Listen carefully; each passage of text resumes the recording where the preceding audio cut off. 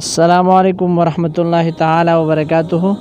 محترم سامعین حضرات، 3 عادات اپنا لو، حساب کتاب آسان ہو جائے گا۔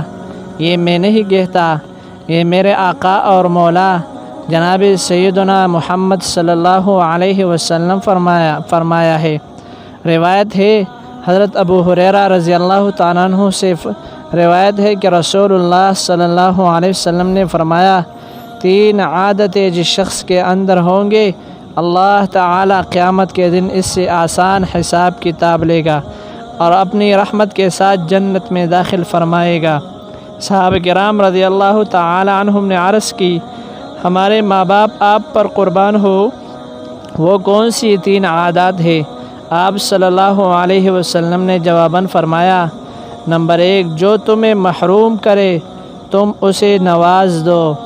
نمبر 2، جو تم سے تعلق توڑے تم اس سے تعلق جوڑو۔ نمبر 3، جو تم پر ظلم کرے تم عفو درگزر سے کام لو۔ جب تم یہ کام کر لو تو جنت میں داخل ہو جانا۔ تو کوئی مشکل کام نہیں۔